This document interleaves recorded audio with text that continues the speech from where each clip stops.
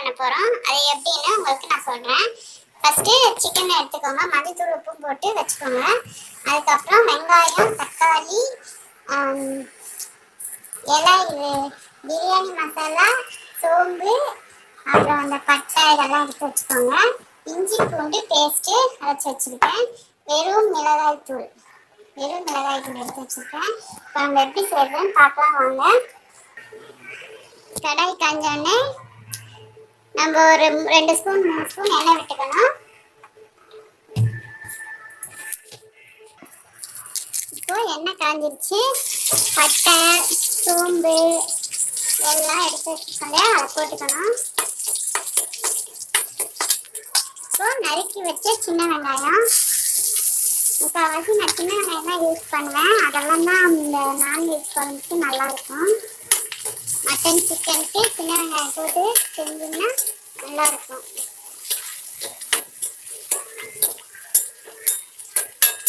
நறுக்கி வச்சு சின்ன வெங்காயத்தை போட்டு நல்லா வதங்கட்டும். இப்போ பாருங்க, வெங்காயம் நல்லா வதங்கிடுச்சு. இப்போ தக்காளி போட்டுக்கலாம்.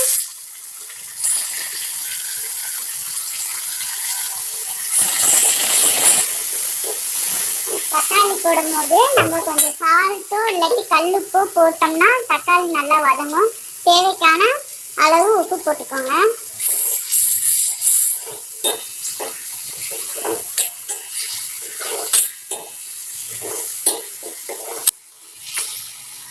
இப்போ இஞ்சி பூண்டு பேஸ்ட் போட்டுக்கலாம். நான் 1/2 கிலோ சிக்கன் எடுத்திருக்கேன். 1/2 கிலோ சிக்கனுக்கு 2 கரண்டி இஞ்சி பூண்டு பேஸ்ட்டு, 2 டீஸ்பூனில் எடுத்துக்கோங்க.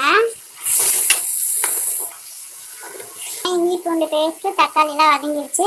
நம்ம இப்போ 2 ஸ்பூன் வெறும் மிளகாய் தூள் போட போகிறேன். உங்களுக்கு காரம் வேணும்னா இன்னும் 1 ஸ்பூன் கூட சேர்த்துக்கோங்க.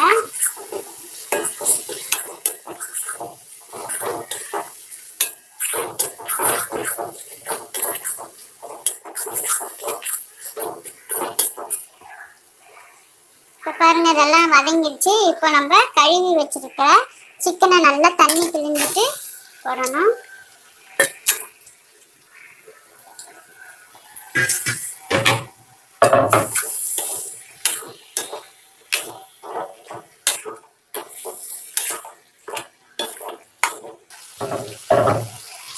பாருங்க, மசாலாவோட வதக்கிட்டு இருக்கோம். இப்போ கொஞ்சமா தண்ணி ஊற்றி, ஏன்னா இது கிரேவியா பண்ண போறேன், அதனால சிக்கன் வெந்துடும். ஆல்ரெடி 1/2 வேக்காடு ஆயிடுச்சு.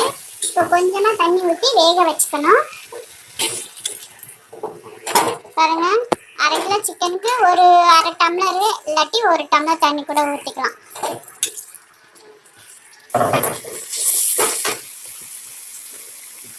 இப்போ சிக்கன் கிரேவி ரெடி ஆயிடுச்சு. பாருங்க, நல்லா கிரேவியாக வந்துச்சு. பாருங்க, ரசத்துக்கு இல்லாட்டி பருப்பு டால் மாதிரி வச்சுட்டு தொட்டு சாப்பிடுவாங்க, நல்லாயிருக்கும். அவ்வளோதான், இதையுமே அடுப்பு ஆஃப் பண்ணி வேண்டியதான். சிக்கன் நல்லா வெந்துருச்சு.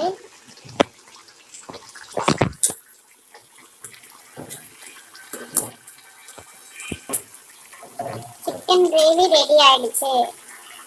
இது எல்லாரும் செஞ்சு பார்த்துட்டு சாப்பிட்டுட்டு எனக்கு எப்படி இருக்குன்னு கமெண்ட் சொல்லுங்கள். நன்றி, வணக்கம்.